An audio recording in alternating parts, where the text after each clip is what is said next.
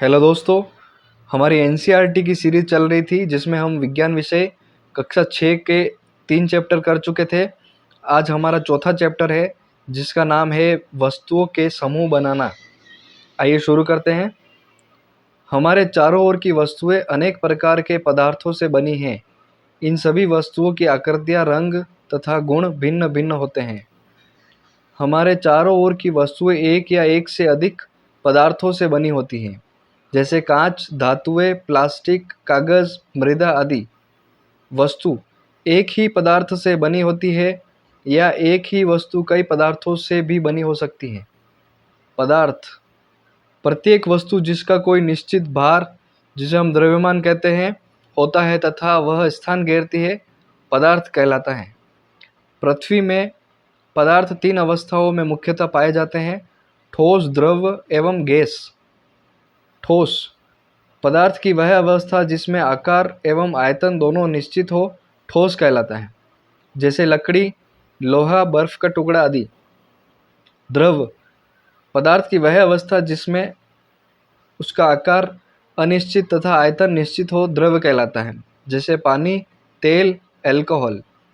Gas पदार्थ की वह अवस्था जिसमें आकार एवं आयतन दोनों अनिश्चित हो, गैस कहलाता है, जैसे हवा, ऑक्सीजन, कार्बन डाइऑक्साइड। हम अपने दैनिक जीवन में कई वस्तुओं का उपयोग करते हैं तथा कई वस्तुओं का उपभोग करते हैं, पर उनमें हर वस्तु अलग अलग प्रकार की होती है। पदार्थों के गुण किसी पदार्थ को बनाने के लिए किसी पदार्थ का चयन उस पदार्थ के गुणों तथा उपयोग की जाने वाली वस्तु के प्रयोजन पर निर्भर है। दिखावट पदार्थ प्राय एक दूसरे से भिन्न दिखाई देते हैं, जैसे लकड़ी लोहे से बिल्कुल भिन्न दिखाई देती है।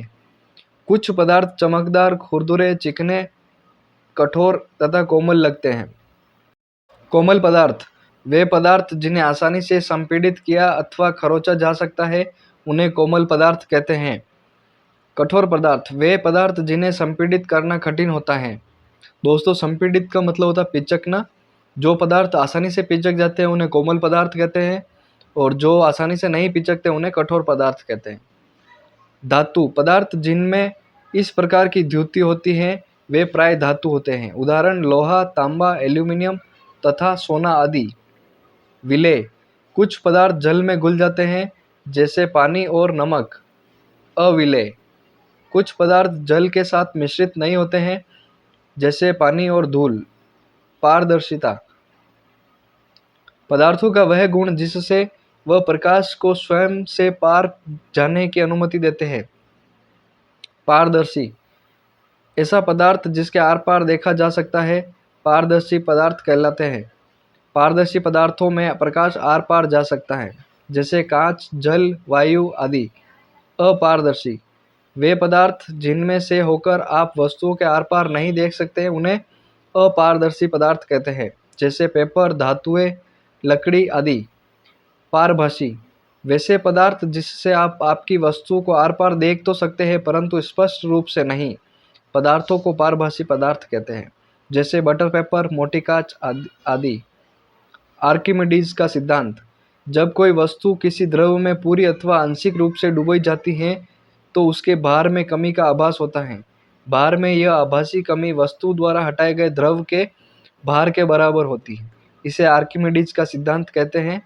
इसके कुछ अनुप्रयोग हैं, जैसे लोहे की बनी छोटी गेंद पानी में डूब जाती है तथा बड़ा जहाज तैरता रहता है, क्योंकि जहाज द्वारा विस्थापित किए गए जल का भार उसके भार के बराबर होता है। तो दोस्तों, ये था हमारा विज्ञान विषय कक्षा 6 का चैप्टर नंबर 4, वस्तुओं के समूह बनाना।